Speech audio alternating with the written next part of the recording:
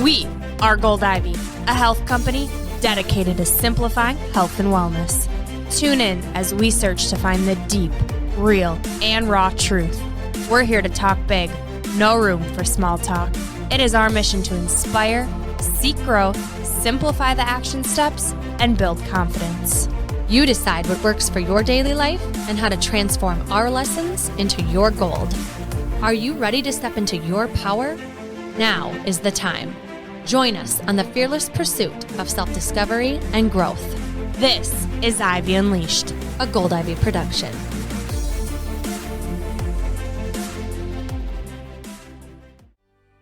If you struggle with digestion, energy, bloat, acne, mood, fatigue, listen up.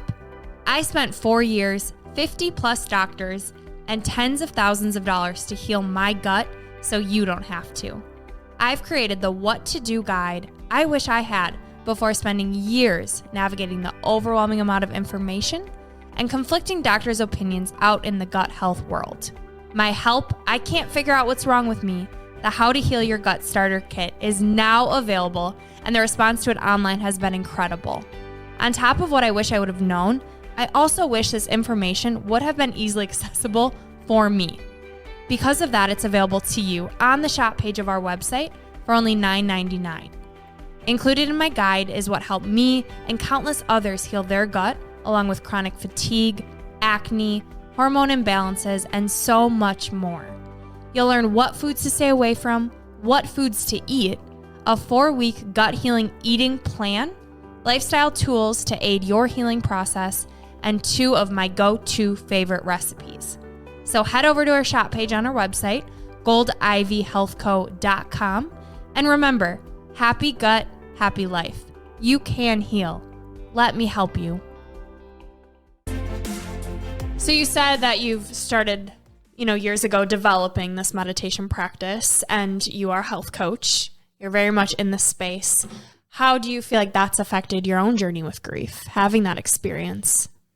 I'm going to jump back to why did I write this book, and that I said I think that there's a piece of it that is somehow cathartic. I don't know that I like that word, but it's helping me assimilate this truth of my life. Along with writing the book, at the same time, I took a course, an Enneagram course, a year-long class, and I've had many classes. This one was specifically on conscious living, and I took it because I'm still searching for something that's going to help me figure out why the fuck I'm still here. And I wanted it for my book because I knew I was using the Enneagram in the book. Part of this class was an agreement that every single day we would do a 7-minute practice. 7 minutes. Like, everybody can do this 7 minutes. I don't enter into anything without giving it 100%, So then I did it. And it has changed me. 100%. I can say, there were moments that were just, and we had homework, I write about these things like, this is weird shit. And books that I read.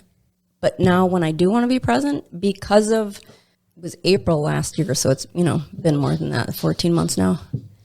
When I do want to be present, then I can call on it because I've been doing it every single day for all that time. Maybe I missed 5 in all that time, so maybe 6, something like that. But I get it. I like when I say now, like, who's sitting here? When you get present, like you're right here. Who is it? Is it this body? Is that who you are? Who is it? Who's sitting here right now? Me? You mean, who am I? Mm-hmm.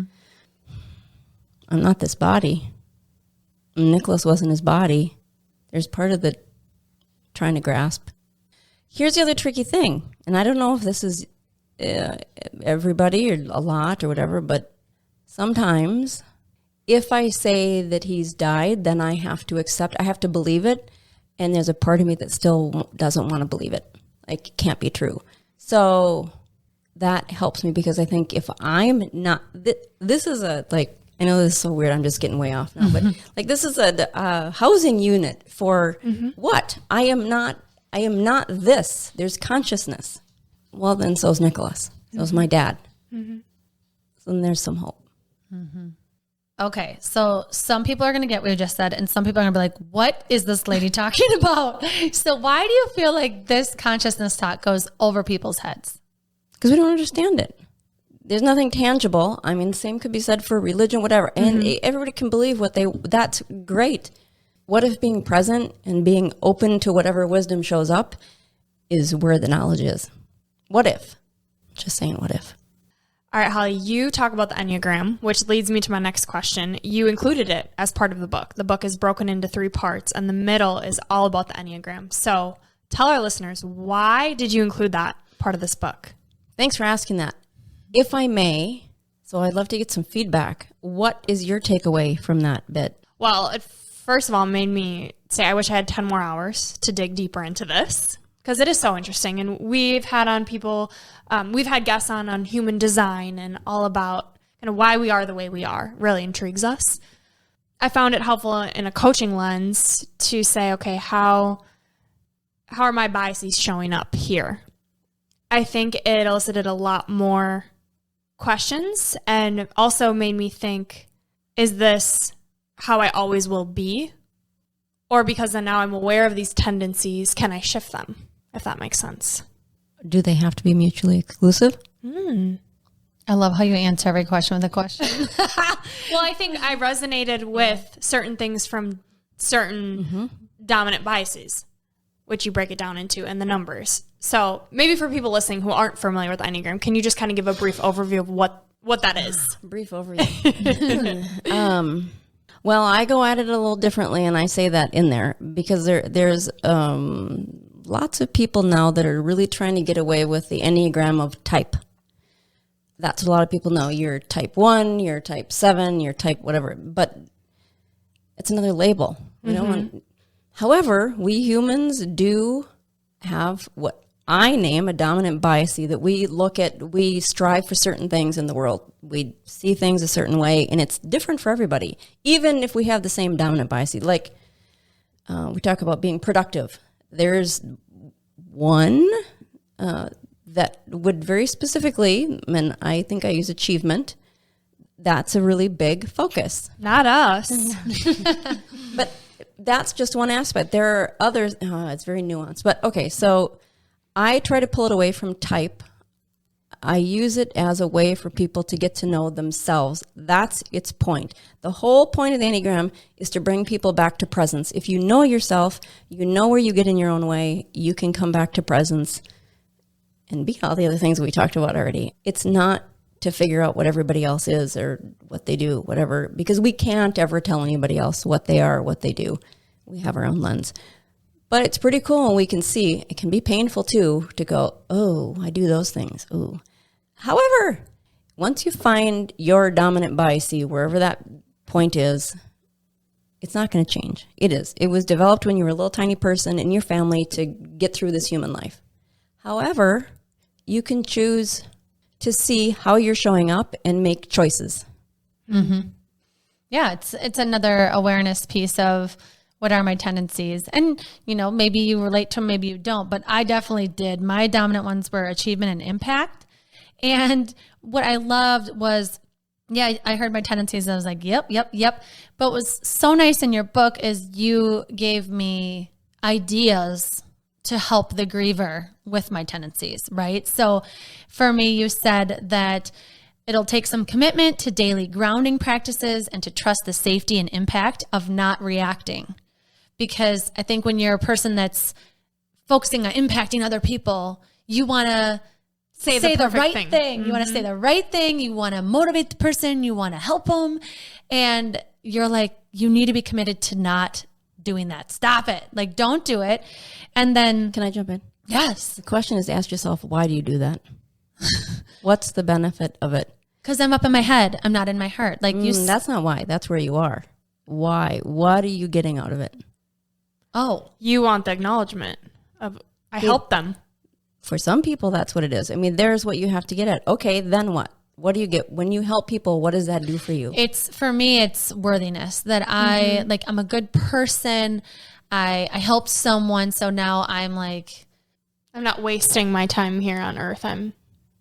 See, 2 different answers. Where are you going with it? Mine is more like, I'm not a shitty person. I'm a good person because I'm helping people. And then what do you get from that? By saying the right thing. Self-esteem.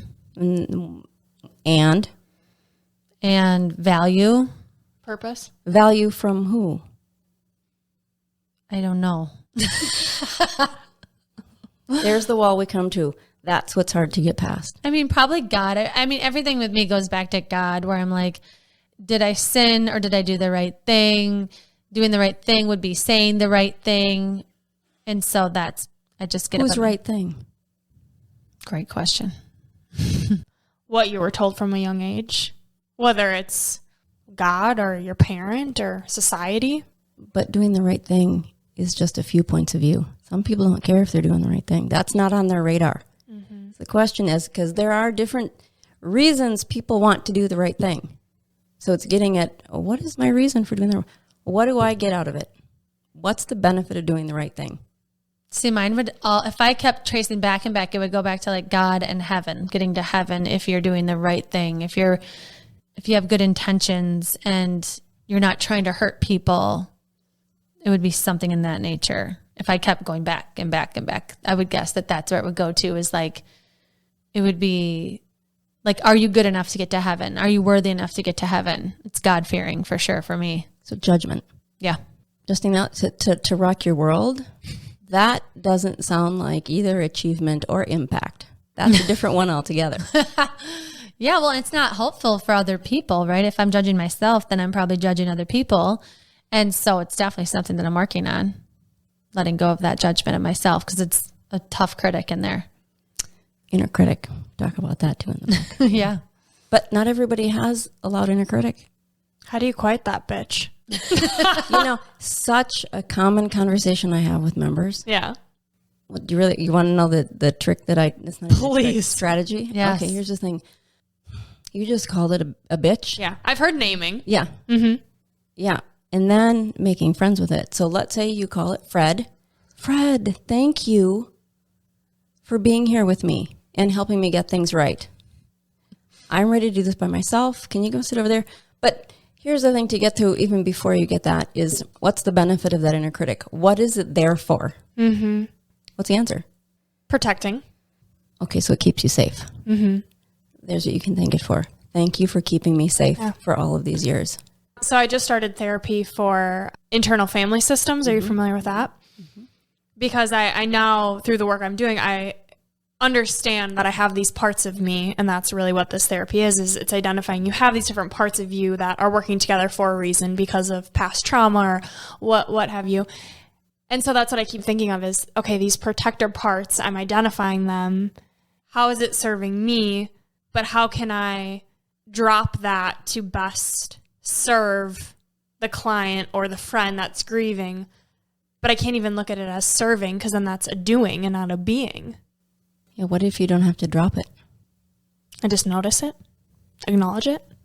As far as the Enneagram goes, let's say someone has an inner critic, so they really want to get things right. Getting things in alignment, doing things the right way, so that you stay out of trouble. You don't get in trouble, you don't get blamed for things, you're not getting yelled at, and it goes through life and just blows up. It also means you're probably pretty honest, you're probably pretty reliable. If you say you're going to get something done, you're going to do it, and you know it's going to be done right. People can count on you for that. So it's not about dropping away. It's about saying, wait a minute, this has value. It can take me away sometimes, and yet I've got a really clean house because that's the right thing to do. One of my coaches, she would say, let's find what it's serving, and would it be okay to drop this part of that piece, right? So let's try and really hold on to what it's serving, so yes, it was trying to keep you safe by being very direct and saying what you think and, all of these things like my tendencies or whatever, but like the parts that it's not serving in your life, is it okay to let those go? Would it be okay to hold on to it for this purpose and let go since you are safe, is kind of what I've been coached to do too.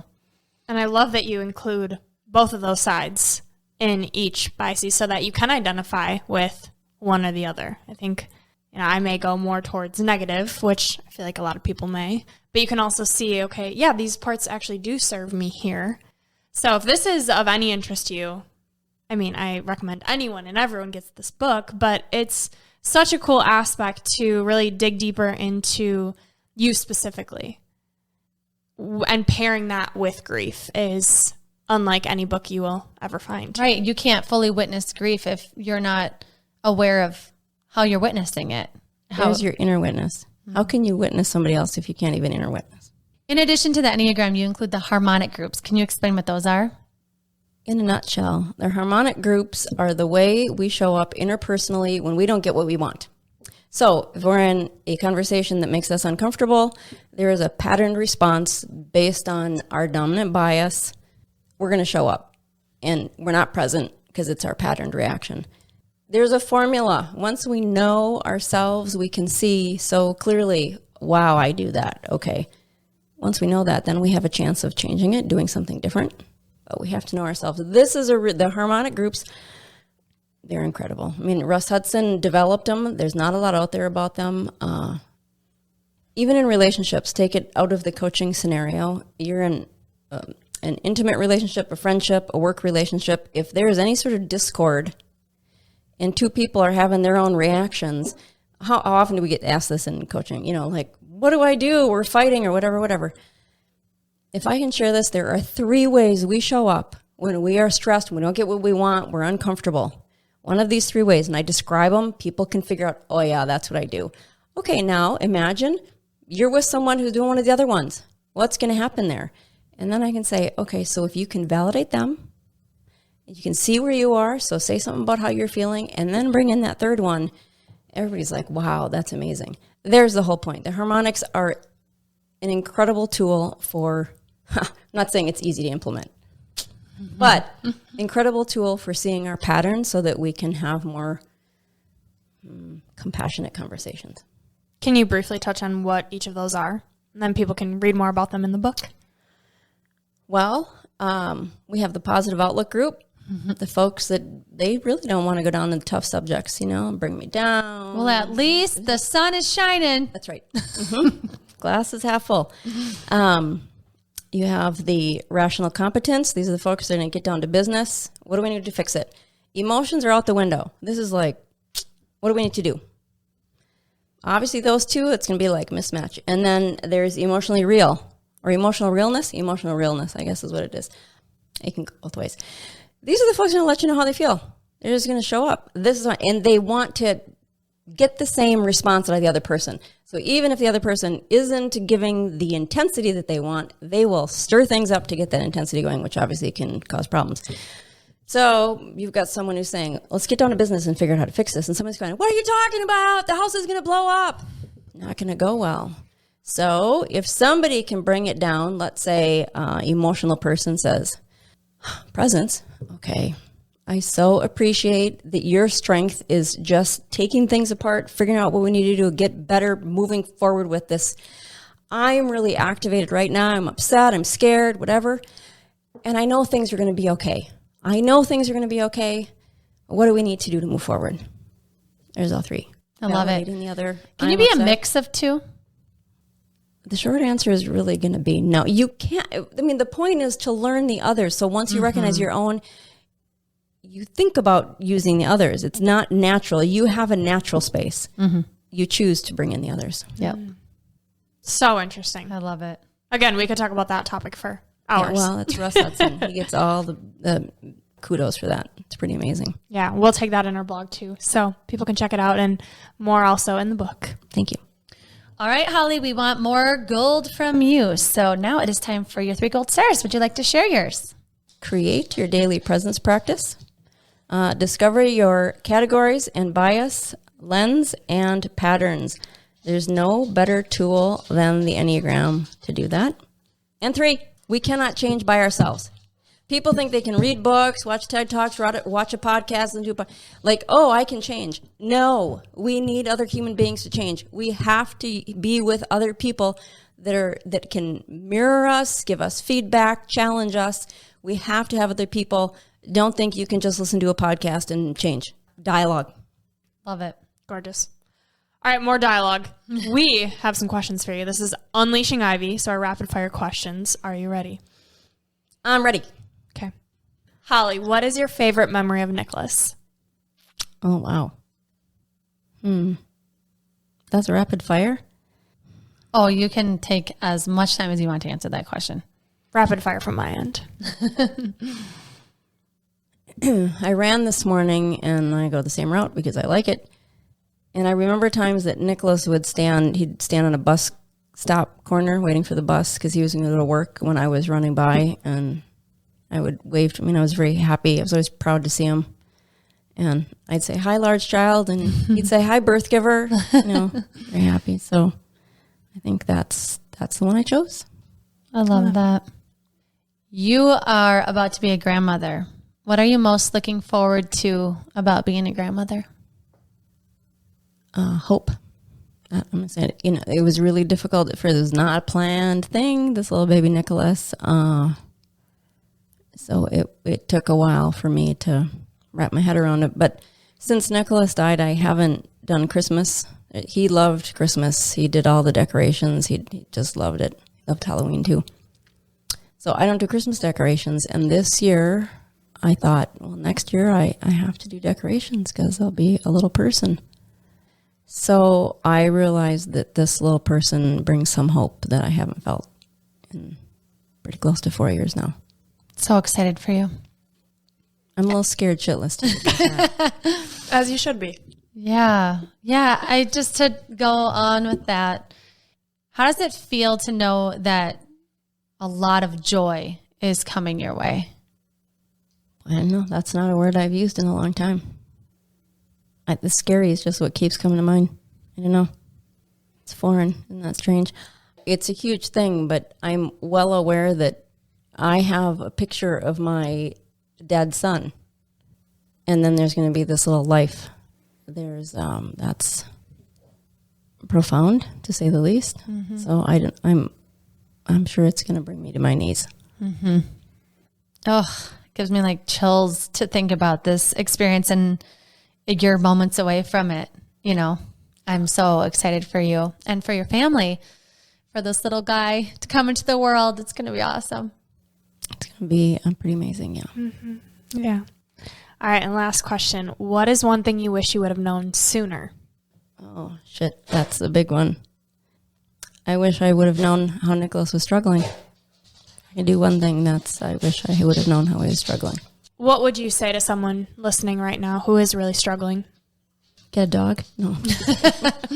Okay, fine. That's so hard. I would like to be able to talk to them because I'd want to find someone who's safe.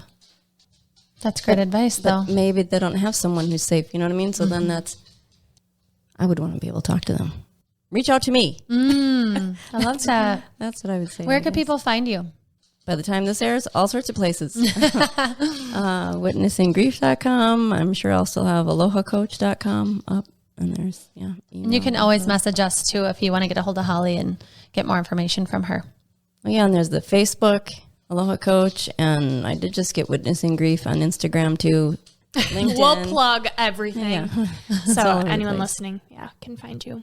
Well, thank you again for being here. Thank you. For sharing your wisdom, your gold. We couldn't have asked for a better human to touch this topic with us, and we just touched the surface. So everybody head to Amazon, get Witnessing Grief, buy it, read it, and let us know what you think. Write a review. Write a review. It has to be verified purchase reviews, but within like a really short amount of time. So you gotta just buy it, write a review. Yeah. So if you're thinking about it, just do it. Yeah. Just do it. It would help Holly out a lot. All right. And lastly, your piece of gold. Would you like to share it? Yep. Okay. So the reason I have to share this is because I get to plug my son, Joey. So there's a story behind this. One time. So Joey was not an academic student. He's very artistic, So school wasn't the easiest for him. So one day I was rousing, he's like 10 years old, rousing him for school. And he's resistant because that's what Joey did. And I was saying something like, you just get up and it's not so bad. You just make the best of whatever. I don't know what I was saying. And he said, well, Mom, how am I supposed to know? How am I supposed to do that? I said, well, you just get up and you just live up to, to me. This is sounds like my dad, like Bob would say something like this, but to my greatness. And he's like, Mom, don't I have to live up to my greatness? And I'm like, oh, wow. So there's the quote. It is on my basement wall. How are you living up to your greatness? So that's the quote. But it comes from Joey as like 10 years old or something. How are you living up to your greatness? This is Gold Ivy signing off. Listen to your truth and go chase your gold.